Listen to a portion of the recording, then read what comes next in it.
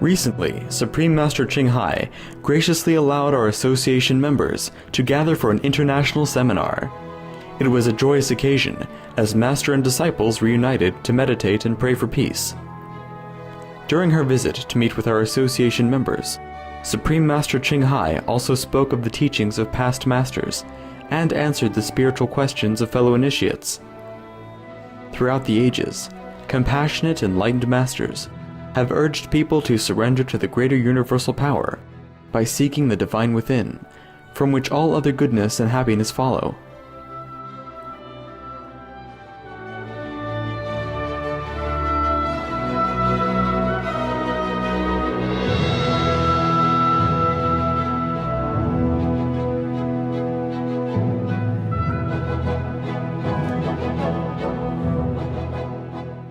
Everybody meditate well? Yes. Very good. Very good. Yeah. Did you get my olive?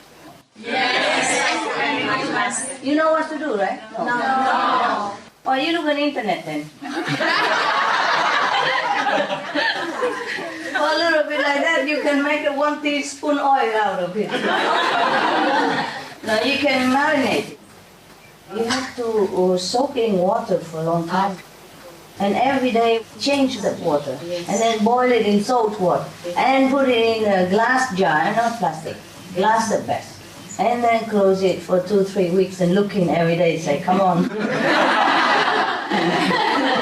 And then you eat. We have some olive oil we make, you know. But normally you have to wait 2 months until it becomes so clear like outside, like the one you buy in the market. But meanwhile, you can cook already, it doesn't matter. Just don't look as good as. And these olives, we make some marinade, like what I told you. Yeah. I think in internet you can find out how to. Soak the olive in the water for 10 to 12 days. You have work to do. In a glass jar. Changing the water every day. Just a little bit like this, water. You put it in front of your kitchen, so you remember change water every day. It's like flour, you know. Preparation, okay, now, for 1 kilogram olive. This is for 1 kilogram. To cover the olive, boil enough salty water at 10% to cover the olive in a pan for 15 minutes. Add a branch of thyme, few bay leaf, coriander seed, and a branch of fennel, if you want, huh? You don't have to put all this. Let it cool down and use the brine that you have cooked for the olive to cover the olives up to 2 centimeters above the olives in a jar. Let it rest for 2-3 weeks before eating the olive. I hope you can make it well. Okay, try it. I went to desert once. I went there to meditate for a while. Wow, it's a really nice experience.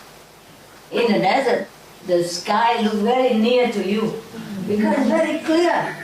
All the stars you can count, you know? Yeah. The star look like you can touch it because it's so low. We feel like next to you. Funny, in the desert it's different than here. You feel the stars are very close, but you don't feel suffocated, you know? Like the sky is next to you, you know, lower than the ceiling, like you could even touch it. At night it's so quiet, huh? And the star shines so brightly because there's no electricity, nothing there, no house, no people, only some rabbit. And the rabbit is very small, they're this small, my wrist. First I thought they were rats. Because they're so small, I thought they were rats. But later I looked carefully, oh, they're rabbit. Because there's not much to eat there, so they're very small. I like the desert very much. I really love it. I did not want to leave. There's no water in the desert? Yeah, no water. But you go out and get water and bring it back.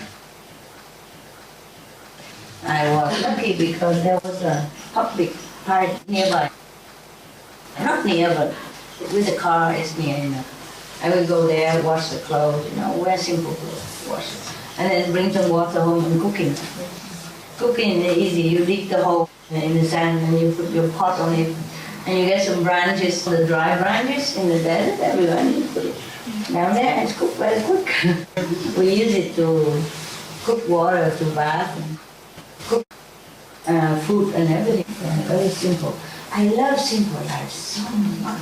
Oh, that's heaven. That's heaven, I like forest, I like desert, I like mountain, I like river. Yeah.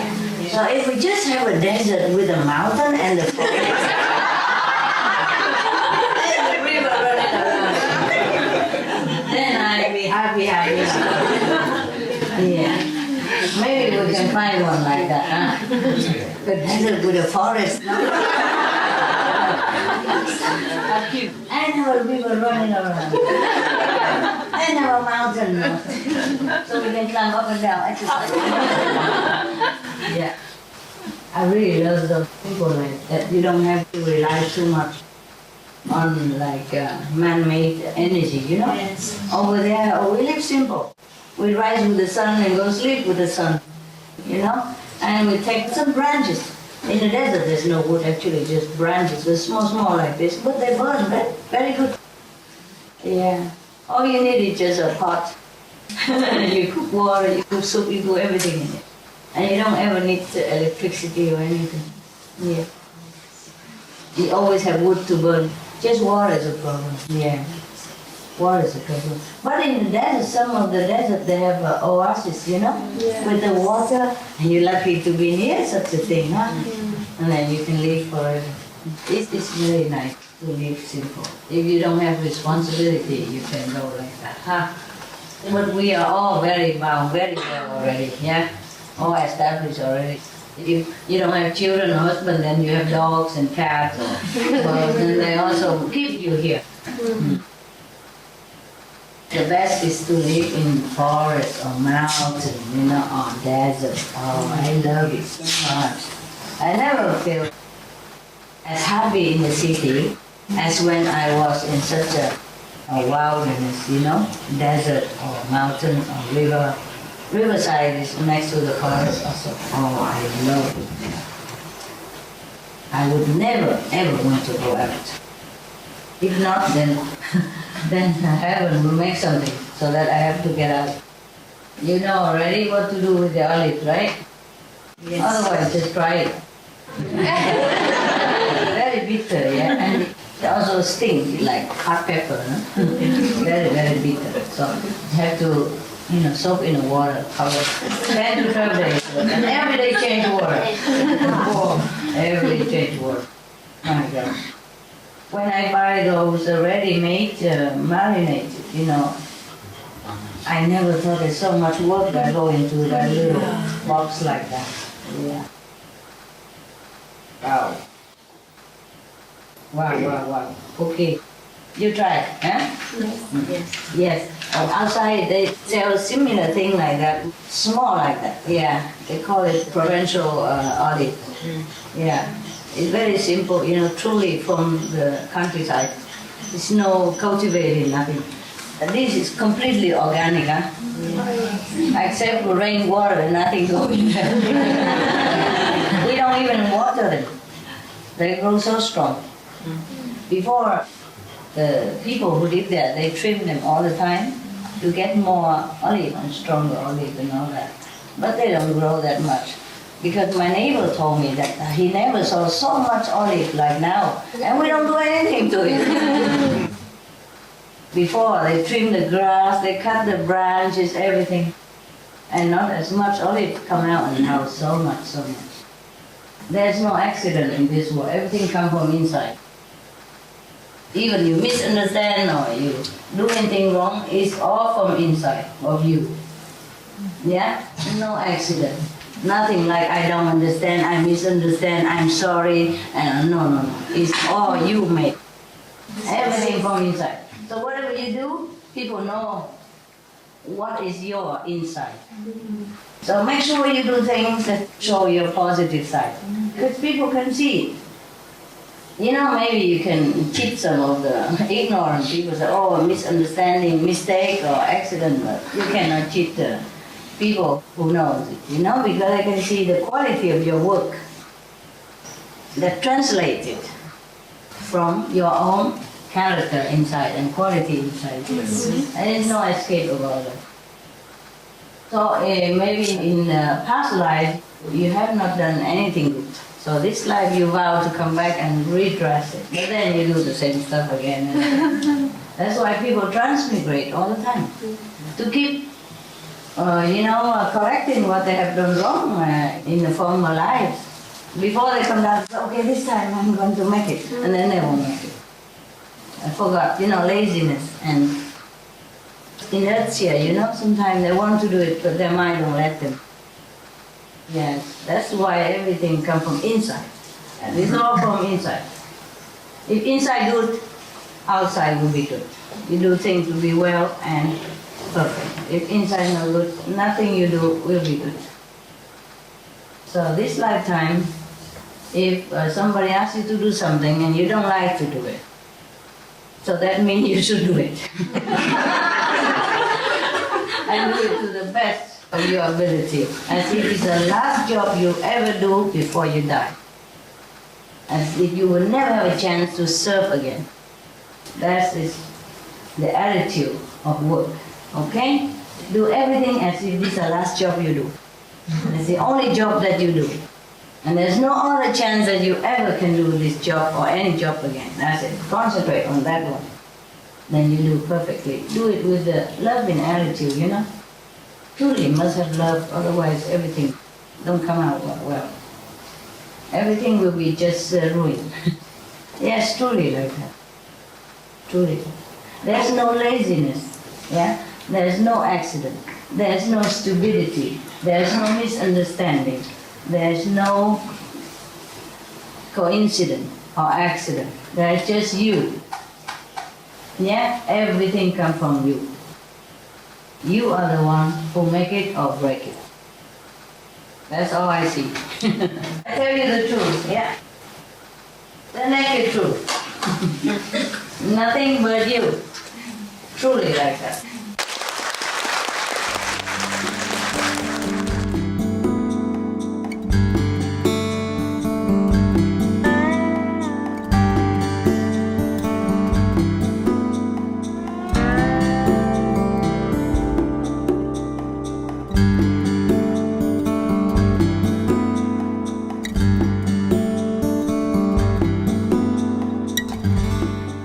Wisdom is really important, yeah.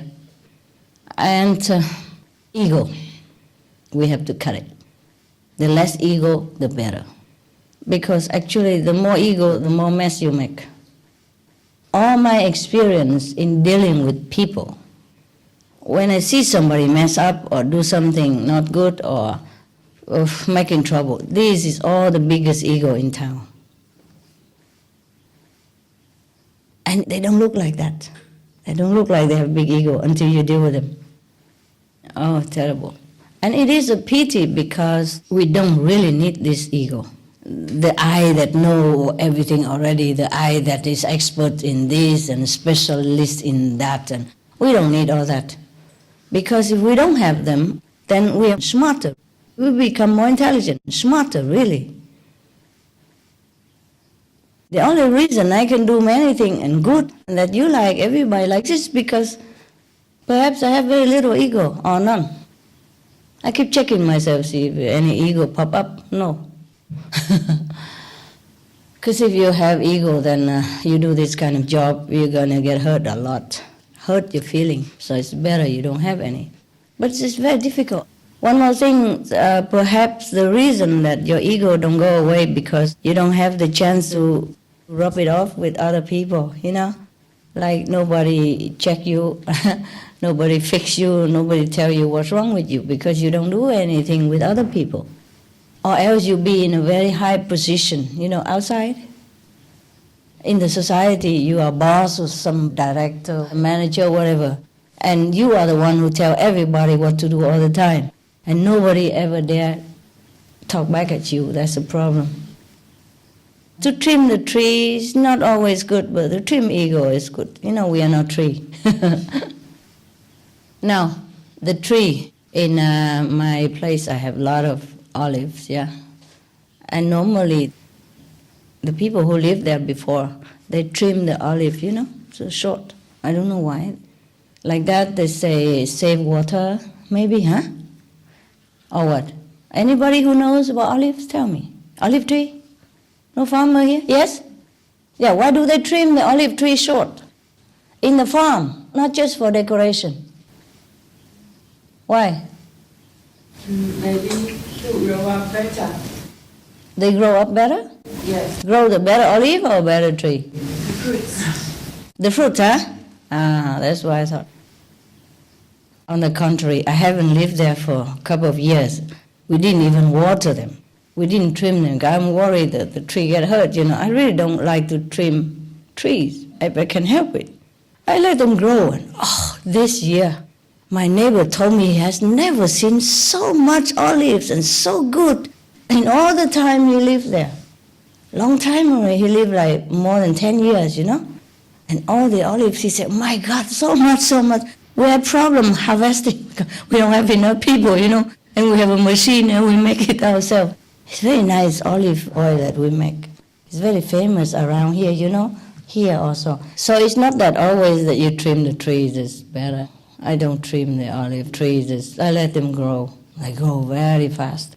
No water. Because I haven't been there for a long time. But this year they grow a lot of fruit. Oh, so luscious, look beautiful, and a lot of oil. Oh my God, so much fruit. So abundant of fruit. The olive tree must feel very happy, you know. And the mountain also, I make sure, you know. Because we don't harm them, you know. Whatever we can avoid, we don't even cut grass. In spring they grow, and in winter they die, and they become compost. And so we just let it be, you know, they grow by themselves. We plant, we don't cut them, we don't bother. Number one, we don't like to cut anything. Number two, we're busy. Yeah, busy. Even not busy, don't cut wherever, really not necessary at all. Many places where I live is like that, not just now, you know, long time or many years when I live in other countries, different countries. In my house, I don't cut anything. Only minimum. When the branches go too much into your walking area, yeah, it might scratch your eye, something, then I ask permission first. And they're okay with it, then we cut. Yeah. Because tree also have some spirit on it, you know, especially big tree, yeah. Sometimes more than one. We have respect for all things, yes. And in turn, they will protect you also, yeah. People do not know this. Otherwise, trees are very useful to people. Did you hear the story of Guru Nanak? When he was young, he was sleeping under a tree, yeah? And the shade of the tree moves together with the sun, huh? Whenever the sun is there on his face, the tree moves to protect him, protect his face, his body, so it's not too sunny for him.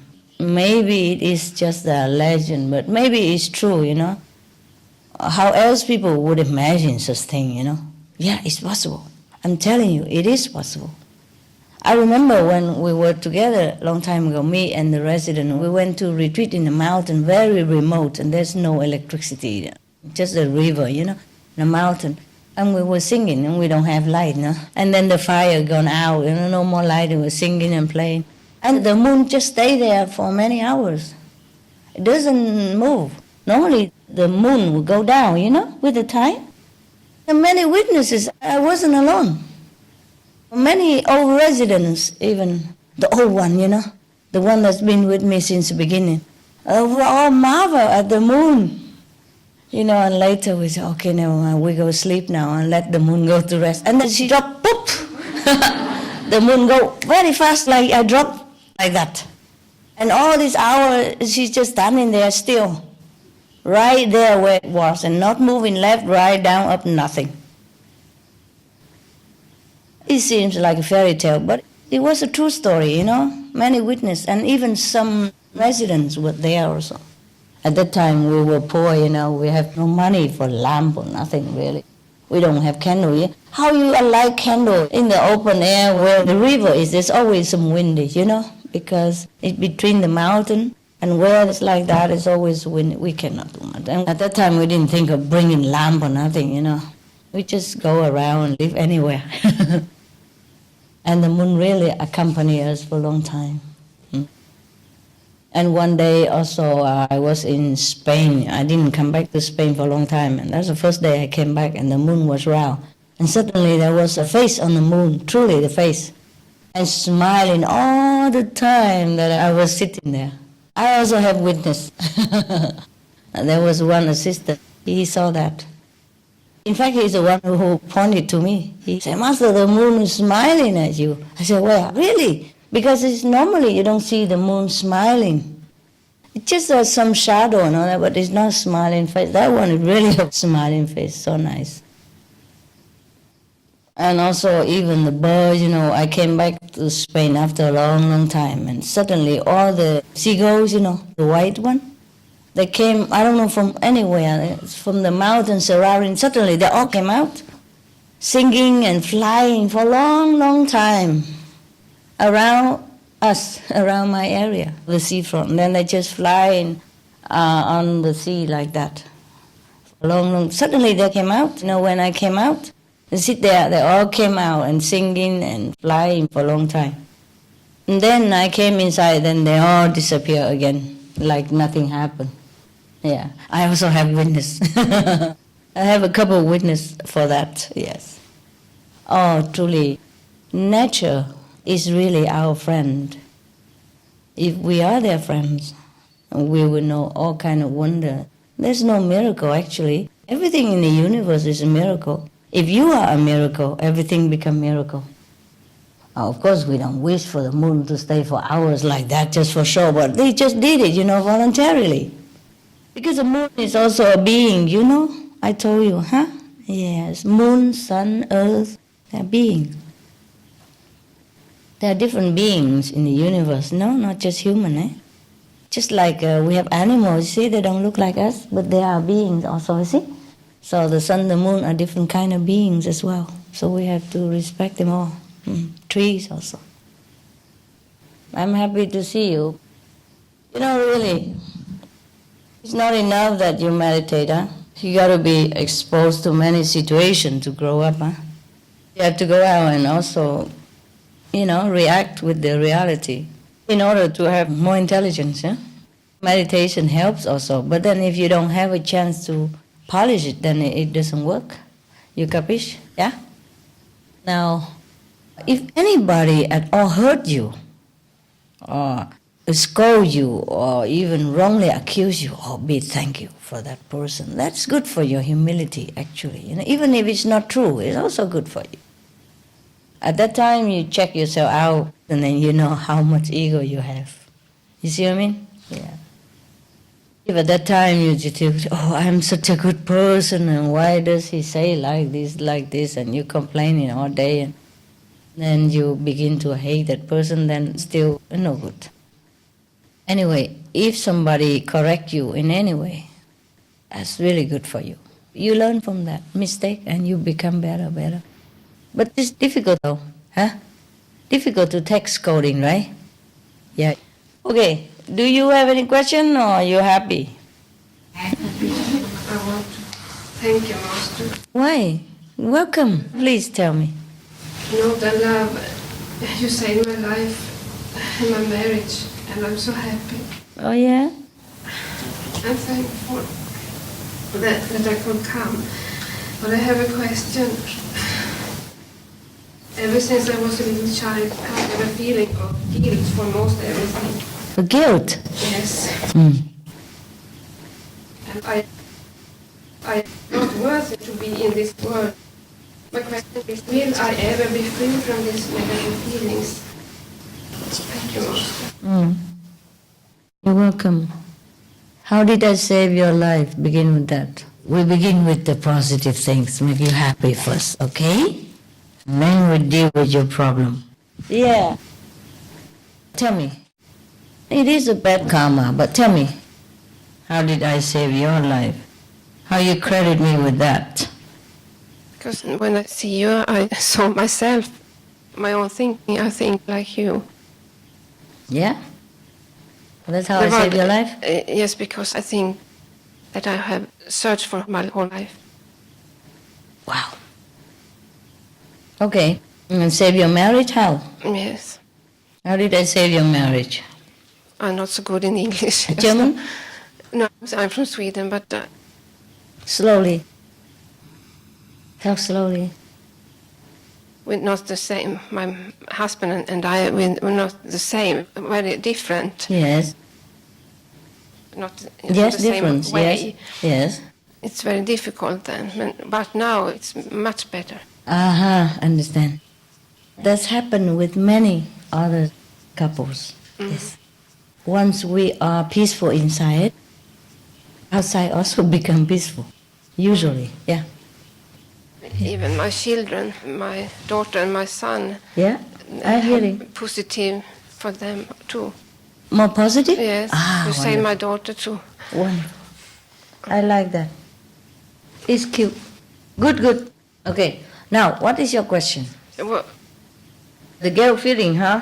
yes. The guilty feeling, I think, sometimes from the past life. Okay? Past bad karma. So, you still don't feel any better after initiation? Yes. After meditation, I'm calm and happy, but in the physical life, I'm worried and I feel guilty and all. What did you do? Maybe when you were young something happened? Or somebody tell you something bad? My mother. Your mother told you that you're no good? Mm. Okay, I understand. That really is no good. Okay, now, before you meditate, or whenever you remember, you repeat that. I am a child of God. Okay? That's all you tell yourself, nothing else. Because if somebody you trust and look up to and keep telling you that you're no good, of course, when you are a child, you're more impressionable, and that's how you remember it. You see, sometimes parents don't realize that they have anger outside or with their marriage, and then they put it on the child, and they don't realize how bad and how long-lasting the influence will be. Not every child has the fortune to have encouraging parents. Yes, and your parents had problem with themselves, and they put it on you. Don't take it anymore, okay? It's very hard to tell that my mother was not welcome to the world. Mistake that I come here. Oh, of course. But many parents make mistakes like that. But that's not your fault, is it? Because I come to the world I feel guilty. Well, no, probably she didn't mean that. She didn't mean that, okay? She didn't mean that. Sometimes people, if you have to come to the world, you come to the world. There's many people take pills, contraception, yes, to avoid children. And the baby still come out. And some people that calculate timing and all that, the baby still come out. All kind of prevention they took, still the baby come out. So that means you're supposed to come out, okay? Your mother still alive? Yes, she's. You tell her that? 82. But she don't tell you any such thing, did she? Yes, yes. She still does? In August in this year, it was very, very. Still tell you now? I feel it in August. Still feel it now? But it's positive now. Better now? Yes. I said to her, no, it's not my guilt. It's yours. Yes. Maybe it's her guilt. Yes. Yes. I can't bear it anymore. Okay. But she's sick. Understand. Probably it's her problem. You see? Her problem. She had epilepsy, Sickness. yes, epilepsy in the brain. Okay. So you forgive a sick old woman, okay? Because it was my fault that she said that it was. It's your fault? Well, yes, she said that when I was a child. Really? When she has this epilepsy attack. My fault because No, it cannot be. Even if it's because of you, it's a bad karma with you, okay? There are 2-3 type of people in this world, okay? Some type of people who are very helpful to you, good for you, compatible, okay? And with that person, you accomplish many things, or you feel good and bring luck to your life, make your life better, okay? And another type of person is no good, no bad, neutral. And another third type of person is harmful to you. And some person have harm and good. You see?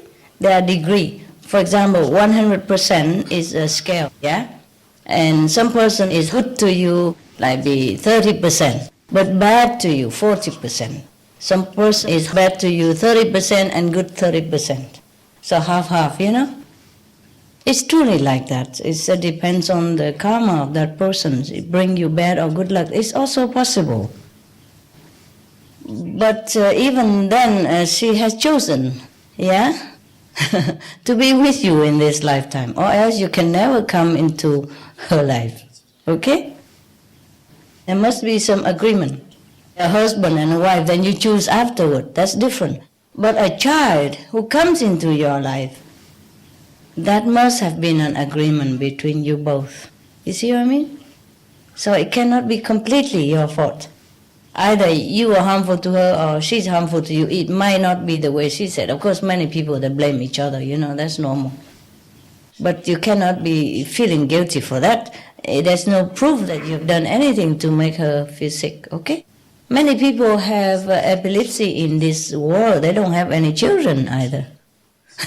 You understand me? They had it alone. Or they had it before children come. In this world, we have to give and take all the time. There's not really a rare person that come into your life completely good for you. Of course, some people are less harmful, some people more harmful. But you can never tell. You can only tell if you know it inside. But outside, you can never prove that who is harmful to you. Because sometimes a person, he look very happy and smiling and all that, but not necessarily good for you. You see what I mean? You don't know where that person just came from. Sometimes it came from hell, just now. Yeah? If you're near that person, he burns you. And not physically, but mentally, emotionally, all kind of things. And it make you feel very bugged, you know, very agitated and aggressive sometimes. You don't know why. Or bring some other misfortune into your life also, and you don't know why. You see what I mean? Yes. So in the old time, people choose a husband and wife very carefully because of that. You see? If you're married to a good partner, yeah, lucky and compatible partner, hey, your life will be more peaceful. And if, unfortunately, you met some person who is more harmful to you than good, then your life is hell. Depends on how much harm. You know, like being good luck and happy life, only like 40% good, 60% bad, then it's very difficult life. Yeah? So if only 30% bad, and 60% good, oh yeah, bearable. You know, but if 30% bad, 70% good, 80% good, then you live okay. You see what I mean? There's no complete harmless person next to you. Very rare. Only saintly people, true saints, are harmless. They only bring good to you. They don't ever harm you, even invisibly, subconsciously. But normal people, half sane, half human, they're still harmful to you, yeah? If they don't have the heart to change their habit or their way of thinking inside, they still can carry negative influence and can make your life trouble. That's why every country they tell you, choose your friends, yeah? Right? Every country they say that, or not? Yes. Tell me the company you keep, and I will tell you who you are. Thing like that, yeah. Choose your friends carefully. Rather have no friends than bad friends. But in this life, we could never know who's bad friend, who's good friend. Sometimes people seem to be very enthusiastic to us and try to be very helpful to us, but not necessarily. They are not necessarily harmless. No, they're not necessarily good for us. They help you a little thing, but they harm you a bigger thing. Sometimes you don't even know it. And they don't even know it. You see what I mean? It's a bad karma and behind. That's why I tell you, in this world, most of us are made blind, deaf, and dumb. We don't really know the truth behind anything. Sometimes we blame the wrong person, Maybe it's not you who make her sick, but she's making you sick all your life now. Psychologically sick. So who is bad for whom? I don't want to say anything. But, even if you make her sick at that time, she make her sick all your life, so it's equal, huh? Isn't it? But I'm stronger now. You feel stronger now? But these feelings don't go out. Don't go away yet. These feelings come up all the time. Okay. Guilty feelings. So every time you feel like that, you say, no, it's not me, okay? You haven't done anything to her, have you? No. You haven't done anything bad to her except what she told you? No. No? Okay. I forgive her. Then you're good. Okay? And look, even if she told you that and there's no proof for that, and you still love her and you still feel yourself guilty instead of blaming her, then you are good. Okay? So that is proven that you are a good person. Finito. Thank you. Yeah? Thank you, Master. You're welcome. So there's no reason you should blame yourself. Okay? All right? From today, finito, no more. You're a good person. Okay? And I say so. Yeah. But I give you a cake, to prove it. A Chinese cake even. Here, and some chocolate even. Your brother is good for you. Look at that. Come here. You eat all this, okay? It's just for you. Thank you. You're welcome. And you are very good, okay? Please, free yourself, okay? You're a very good person.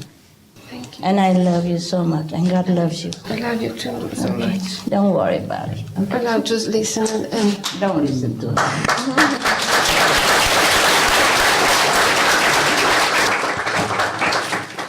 It's good that you don't blame your mother for anything.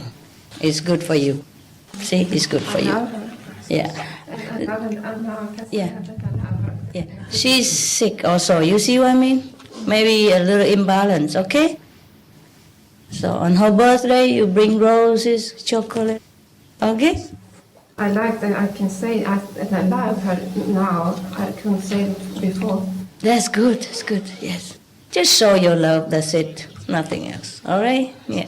Take care of her because she's sick a little bit, yeah? Maybe that's why. She does not understand. Yeah, that's why, okay? That's why. She's not well, so she says something like that. It's like a drunken person. When he says something, he doesn't mean it. He doesn't understand what he's saying, okay? Don't listen to that. Some of the tragic tolls of alcohol. 1.8 million alcohol-related deaths per year worldwide. Cost of alcohol-related illnesses, $186.4 billion in the United States, up to 210 to 665 billion globally. Disease. Higher amounts of alcohol increase the cancer risk. Even half a glass of wine daily increases the risk of mouth or throat cancer by 168%. Cancer of the liver, breast, colon, liver disease, cardiovascular disease, metal toxicity, brain damage, amnesia and dementia, brain shrinkage, organ failure, heart, liver, kidneys, stomach, pancreas, eyes, birth defects, mental retardation, fetal alcohol syndrome, stunted growth, facial deformity, sudden infant death syndrome, miscarriage, alcohol-related violence, child abuse, 50% of cases, violence toward loved ones, 30% of cases, violent acts, 40 to 80% of cases, suicides, 20 to 50% of cases, plus more. Recently, I came back from Chechen Republic. Chechen Republic. I came over there in order to hand over your donation for the victims of the earthquake. During my meetings with Chechen people, they asked me to transmit you a lot of thanks for your love, your compassion, your mercifulness. And I do it with my great pleasure. I know. Thank you, Master. Thank you to you that you Thank even you, go Master. there. Okay? Yes. And we can go there now because it's more free. Probably before we couldn't even do that, no? So the war is getting better in any case, yeah? More like family now. Huh? Before, in many countries we could not go easily, right? And now many countries became free, yeah? Oh, yeah, please. Well, yeah. Well, much better than before, huh? Remember, I went to Russia and lecture even, yeah? And Hungary or Bulgaria, Poland. I don't think it was possible before, right? So the war is getting better, you know? Thanks God, no? Yeah.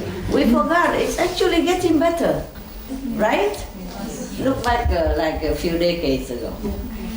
Yeah, even the West Berlin is gonna come to the East Berlin without having trouble or without hassle. And now we're free to go anywhere. Holland become European Union. Remember? Bulgaria, Hungarian even. Who would think of that a few decades ago, yeah? Even over decades ago, it's not possible. So we have to be happy with the change that we have, yeah?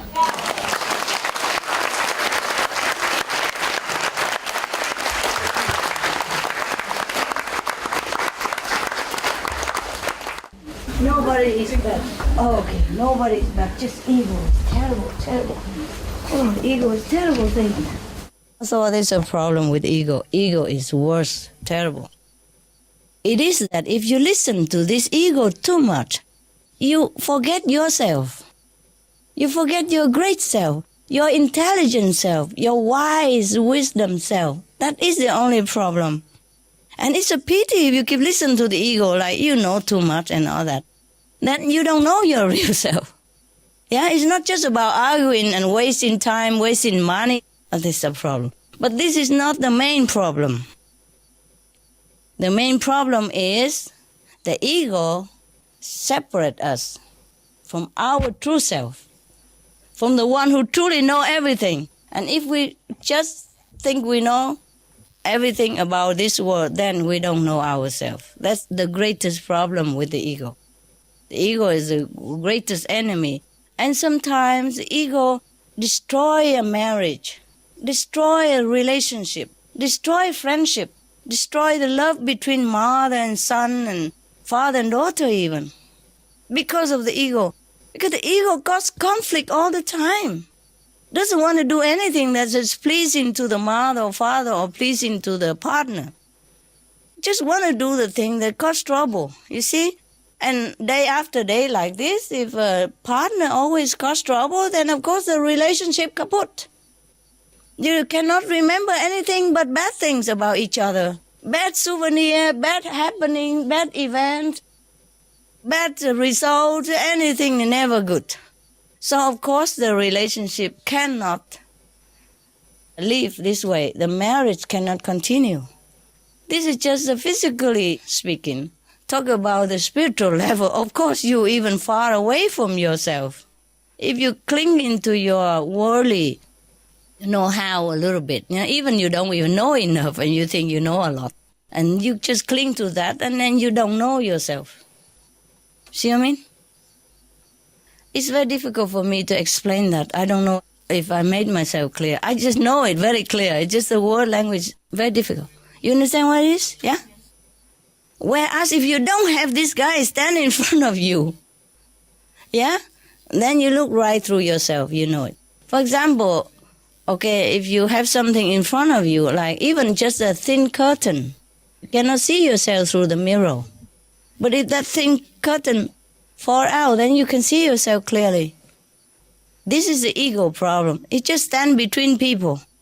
It stands between your real self and anything else that comes near you. And then it makes everything damaged, ruined, or distorted, or it's not the real thing anymore. It's a very pity. And then I feel very sorry for them because this is not the thing we should keep. This is our enemy, you know? The little knowledge that we think we know, that is not our true knowledge. Even the knowledge of this world, sometimes, like, there are many ways to do one thing. Many ways, yeah? There are quickest way, slow way, waste more money, waste more time way, or a less money but more efficient way, And they always choose the hard way. The ego is really hard to get rid of. Very, very hard.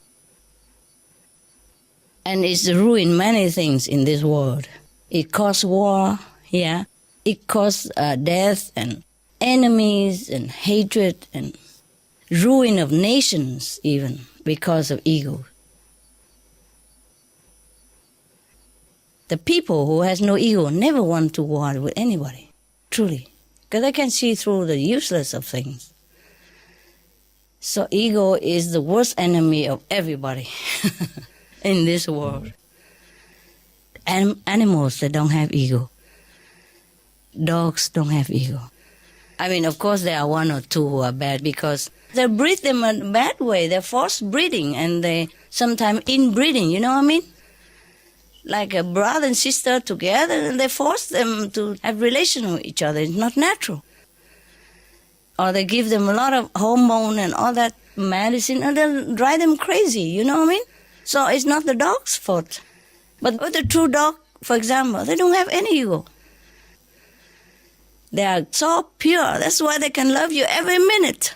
Even if you just call them there and they come and wag and tail immediately the moment you come and love them. They never hold any hatred within their heart for a second. You can see that. So if you want to see the egoless being, look at the dog. Truly like that. Most animals don't have ego at all. And the human, interfere and ruin their nature. Okay.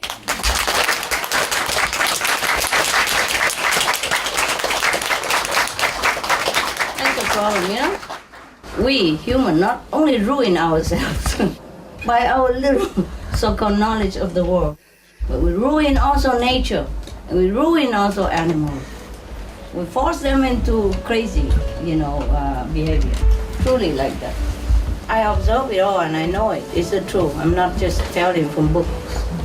It is like that. Yeah. Okay, I love you.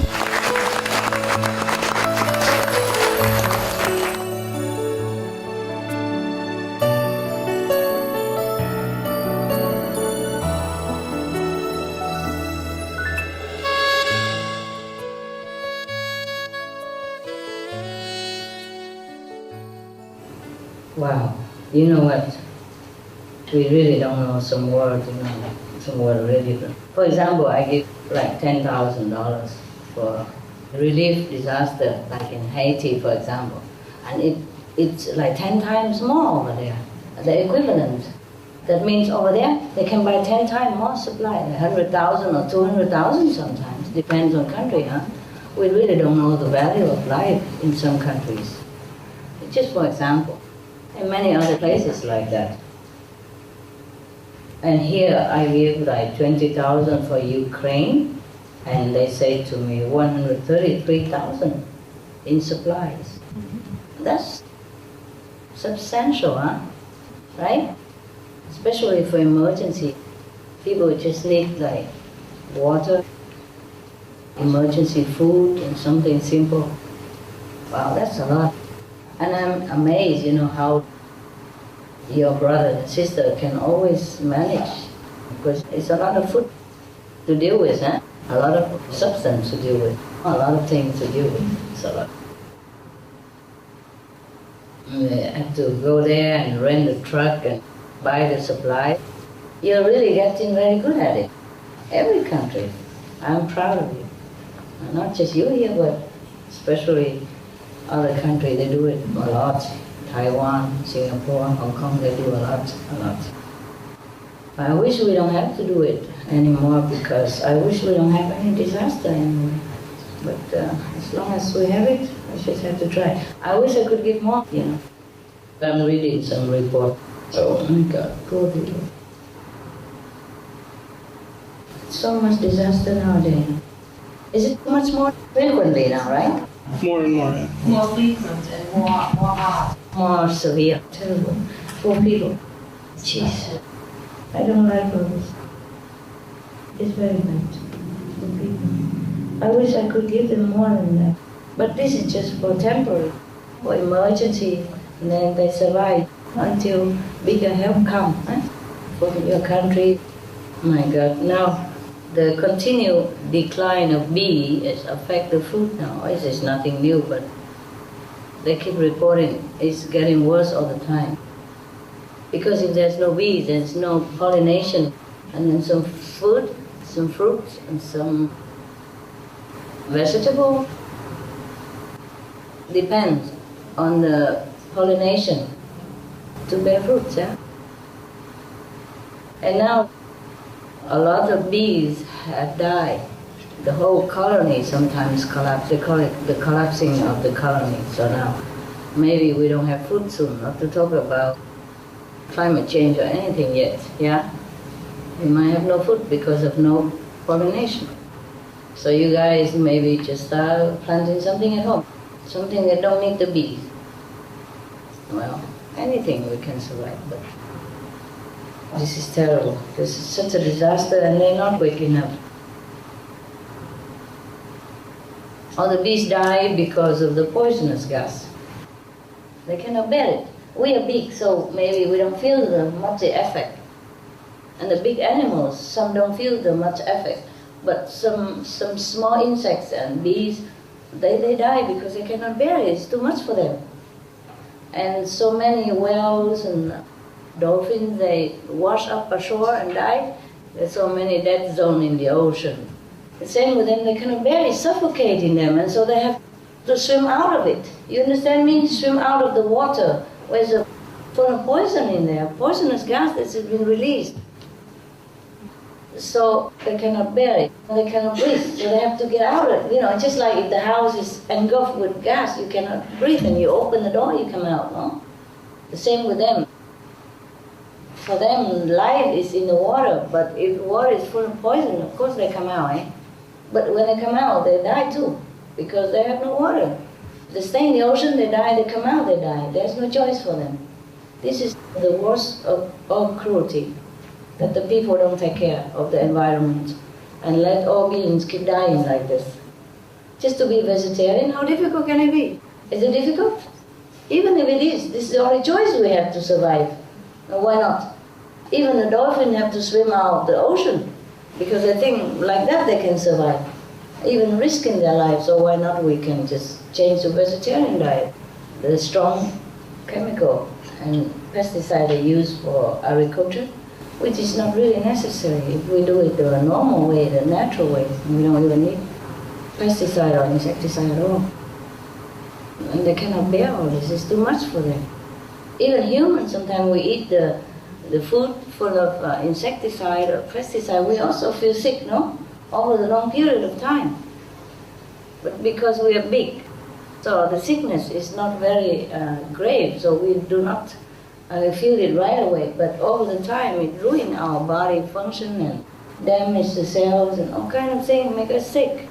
Sometimes we get sick right away, but most of the time, because we're big, so we can kind of ingest it and some other way to clean it out. But then after too long, we also cannot bear it. Understood. Could you tell me how much of the ego comes from the opinions that I have stubbornly in my mind? The ego is ego, it has nothing to do with opinion. It's just because I experienced once when a lot of my opinions shattered and then it was very clear. So I felt that was connected with the ego. So Yeah, of course. Of course, the more ego you have, the more wrong your opinion would be. I guess I just imagined the egoless state being an opinionless state. I thought if somebody has little ego or no ego, then they would also have few or no opinions. Yeah, that's right. So my question is how to reduce the number of opinions. Because I notice I stubbornly hold on to them. And when somebody debates with me, I keep hold of my view rather than being loose and allowing other views. Just reduce your ego and your opinion will be also correct or less. But that's difficult. So just be happy when somebody scolds you, that's it. I'm grateful. Yeah, it's truly like that. Because if nobody fix you, nobody carve you up or tell you that you're wrong, or nobody really humiliates you a little bit, then it's difficult to get rid of the ego. Really, it's like that. Somebody scold us or offend us, then maybe we feel unjustified. And then maybe we think we have ego. Or sometimes we do something wrong and we still don't want to admit it. And then maybe after a while we realize that we have ego. Otherwise it's difficult to know, eh? Thanks. You're welcome. But the thing is, we don't like to be fixed. We don't like to be told what to do. We don't like being treated with less respect and all that stuff.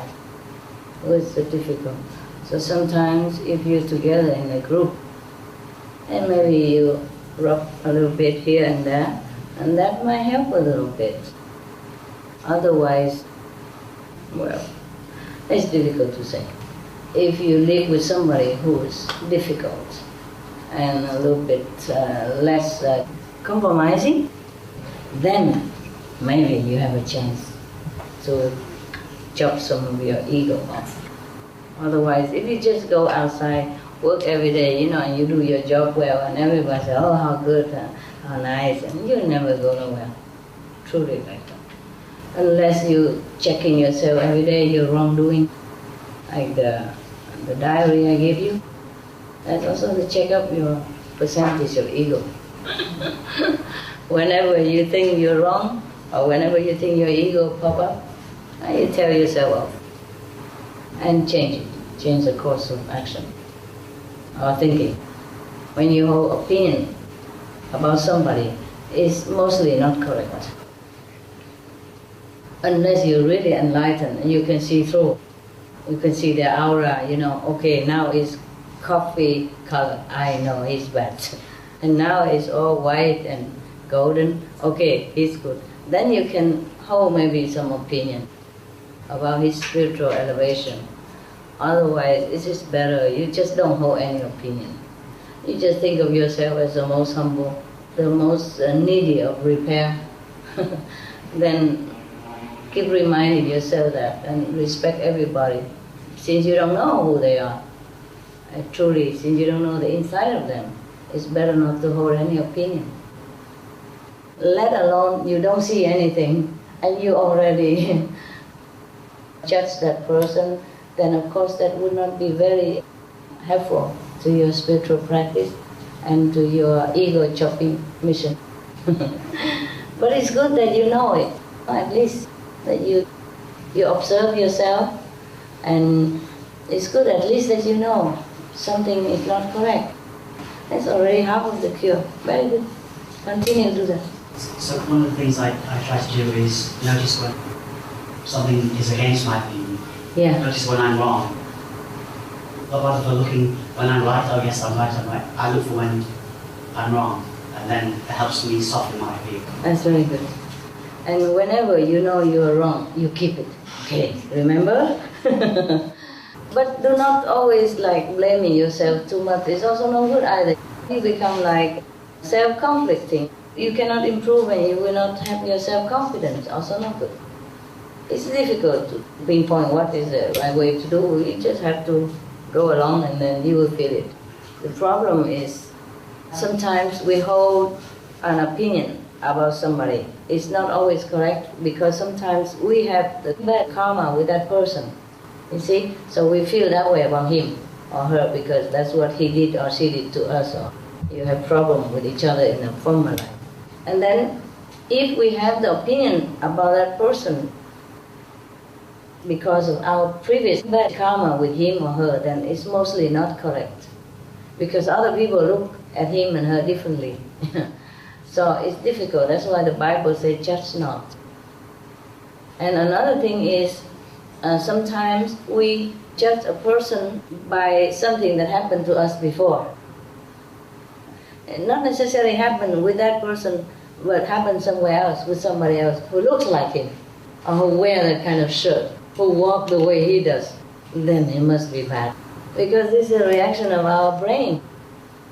He registered something unpleasant before, and now it looks similar, and he begins defensive, begin to coil up and say, no good, stay away, and that person no good, because he looks similar.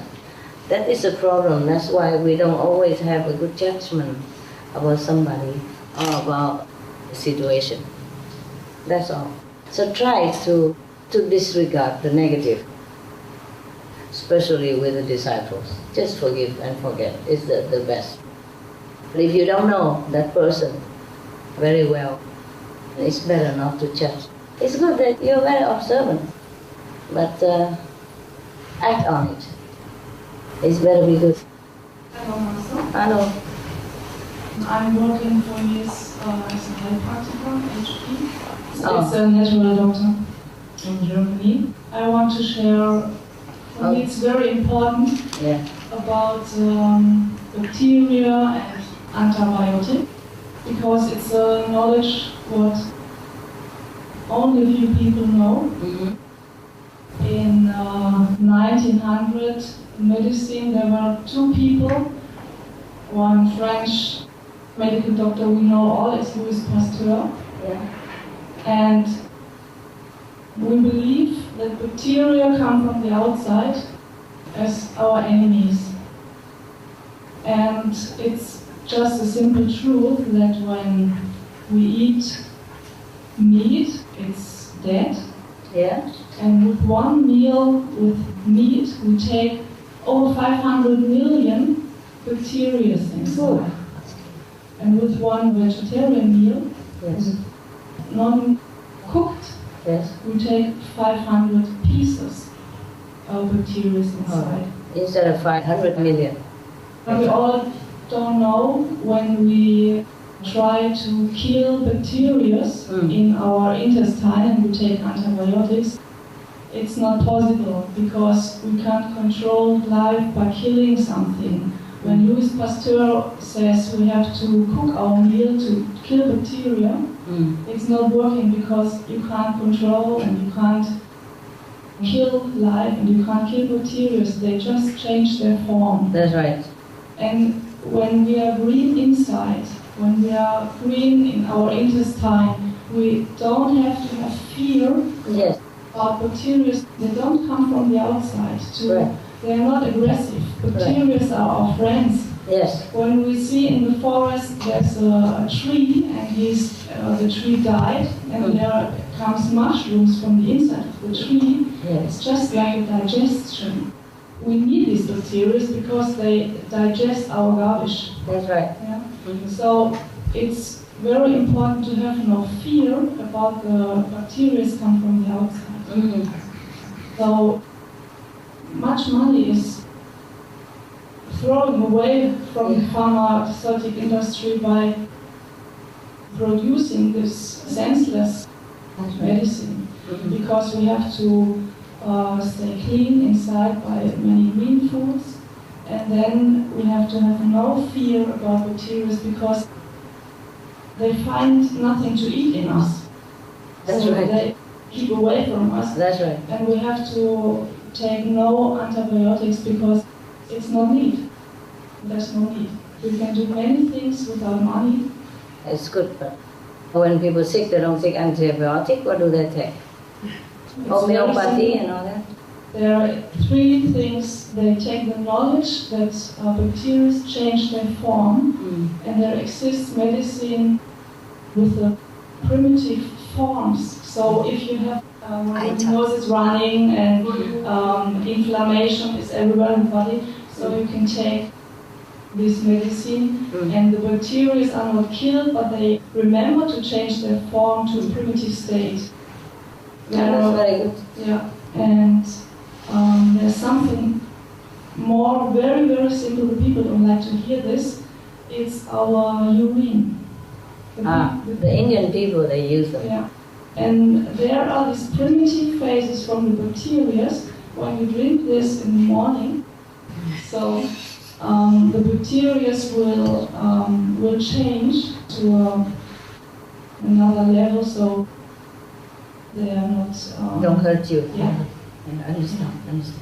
The Indian tradition, maybe Ayurvedic or just traditional way of curing, even mentioned in the Buddhist Sutra. You use your own excrement and the urine even to cure yourself. But of course you have to know how and how much and how much. The body is regulated in this, and Yeah. it says in the Bible that Jesus, when he was in the desert, he should drink the water out of his own land. Maybe this was the first. His own system. Very good. I'd rather try something else. Of course. But it's nice to know, in case you don't have any other medicine, then you have to cure yourself and save your life, no? It's good to know a lot of things. Because right now the world is really in danger of shortage of many things. And the more things you know, maybe better in case of emergency. I'd rather you don't have to use any of those.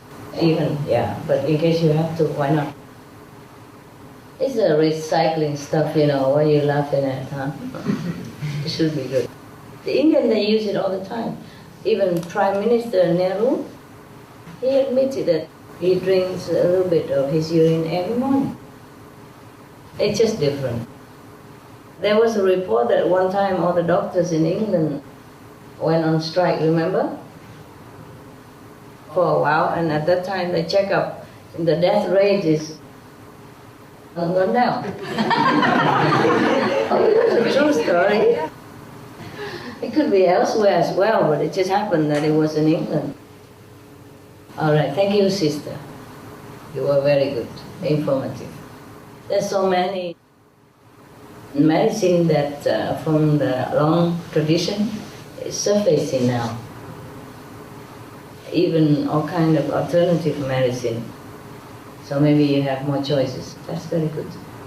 Master, I saw something which made me really happy, and that was this thing in Hollywood. The companies? Yes, it was just so good. All the figures were mentioned, because that's exactly what people need to know, these figures. Yeah. So many kilos of grain mix, because people just don't know. Yeah. And also the actress who was the MC, and she had this apple, and she said, that's nature's fast food. You pick it and you eat it. How fast can you go? Yeah, she's very... And also that so many prominent people were there involved. Yeah. I somehow wished if something like that really would be like on the BBC or in some other, it would Yeah. the impact because of what? Well, they can. They're welcome to take our information and air it. Or our program are welcome to be downloaded and used in any way. There's no need our permission, nothing. You saw that line all the time. Because people keep asking us whether they can download this permission. So everybody will know it is all free of charge and they can download and use it in any way that is beneficial to people.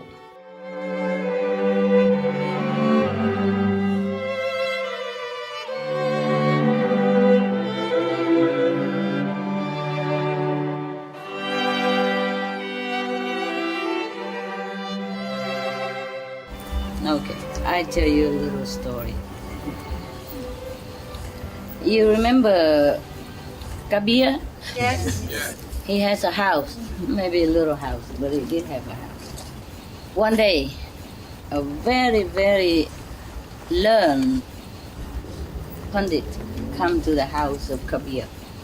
Maybe a scholar, a great scholar. Yeah, a lot of knowledge, a lot of books in his house. Came to visit the house of the great saint. He brought a bullock cart full of books. Yeah, he's learned. You want to show it. Everywhere he goes, he takes books with him to show that he has a lot. Now you must remember, he has a reason to be proud. This is a story to tell people that we should not be too proud of our book knowledge. But you have to remember, in those days, if you process a book, it is something already. Not like nowadays, so easy to print 1,000 books in a night or something. In the old time, they print books by tablet. Stone, carve one word after another. And Hindi language is even more complicated. Very difficult to carve it on a stone tablet. Yes. And if somebody careless and drop it, that's it, the whole book's gone. Very difficult, and then they have to do it again. It takes a long time. But it's already very good. At those times, they already can print books. Yeah, nowadays we put it in a machine, or internet, we download it, and it come out perfect color already. Wonderful. It's truly a miracle in our time too. The technique we have now is not too bad already, but not as good as I want. But it's better than before. Now this guy, he have a bullock cart. You know, in those days, that is a Mercedes-Benz. A cart with a bullock carrying it, and so of course he has a reason to be proud that he has a whole cart full of books as well. Not only he has a Mercedes-Benz of those times, or maybe Lexus, and he has a full cart of books in it as well. So of course he feels very prestigious. Now he went to the house of Saint Kabir, and you can imagine what attitude he had. So he wished to come there, not to visit or pay respect in his heart. Actually, what does he come there for? To show off. Show off. And what else? Challenge. Challenge him. Yeah, that's right. He came to argue with the saints. Since he had so many books, and the Saint Kabir, you know, he was very poor. Couple of weavers. I don't think his house has more than 3 books, if he has any at all. What has he in need of book? Everything he knows from inside already. If he has a book or two, maybe because it's just for reference, or sometimes people give it to him, and maybe just for passing times with somebody who come with him. You know, what does he need a book for? Normally he don't care. So this guy want to prove that he not only knowledgeable and learn and rich and travel wise, but he also want to prove that Kabir is dead wrong.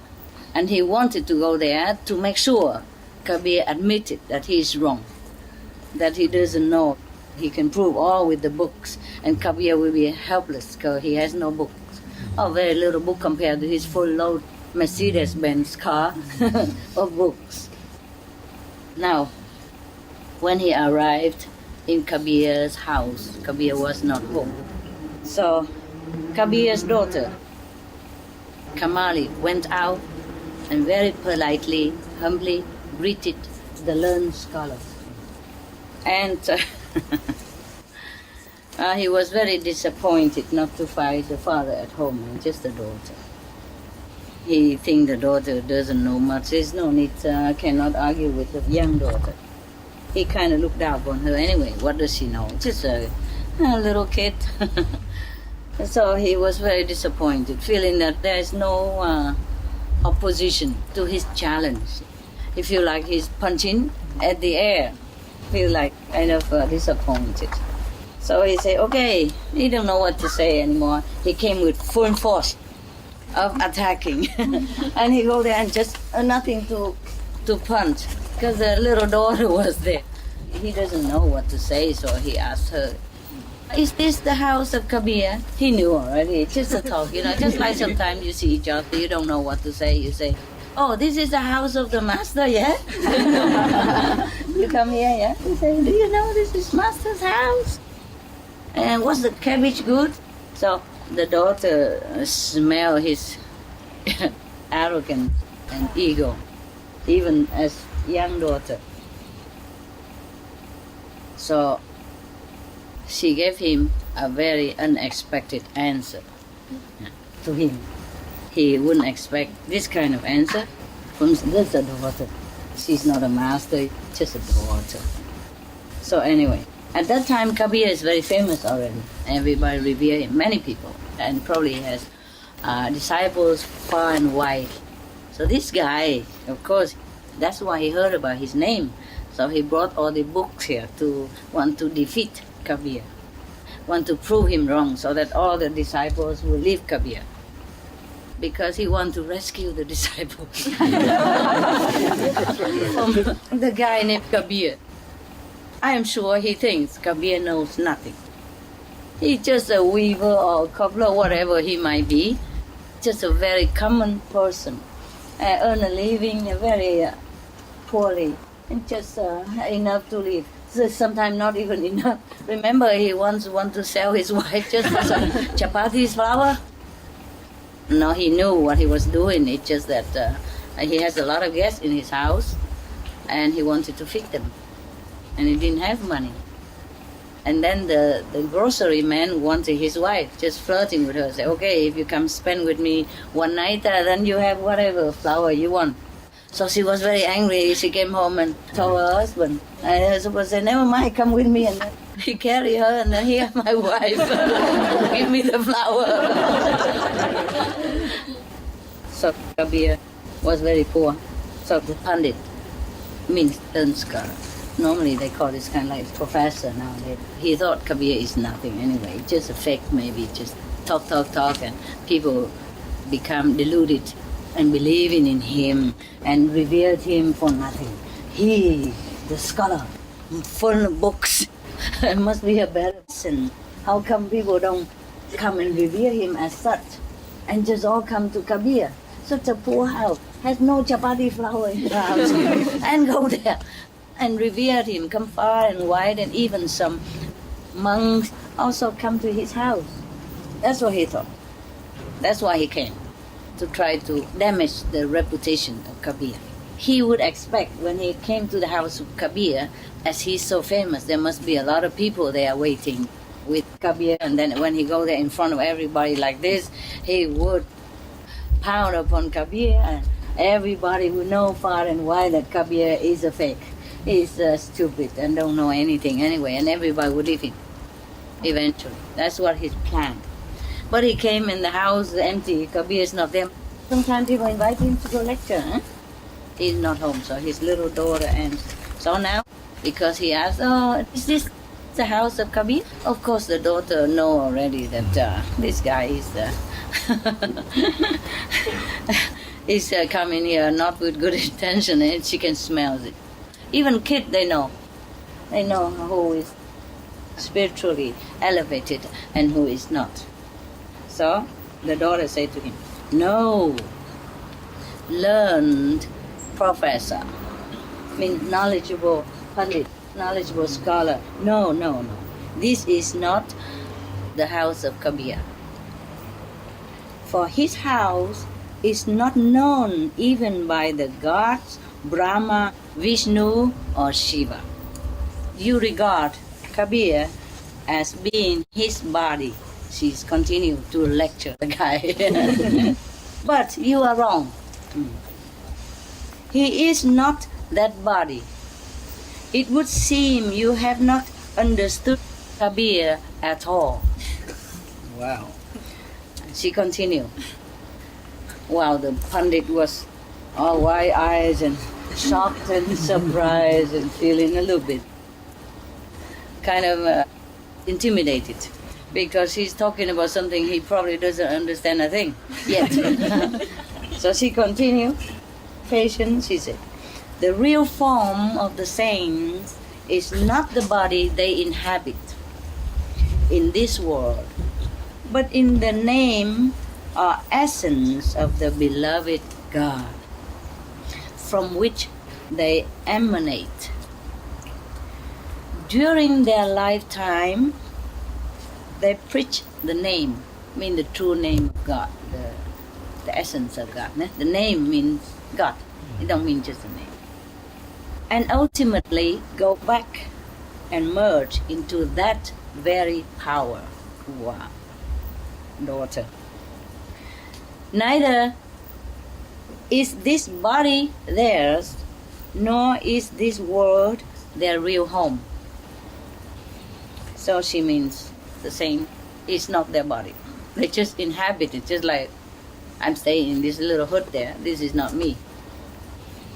And then she say that the real house of Kabir or of the saints is heaven.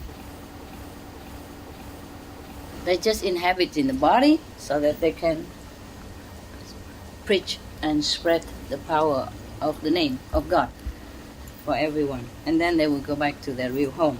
Because this world is not their home. The body is not their body. Yes, that's what she said.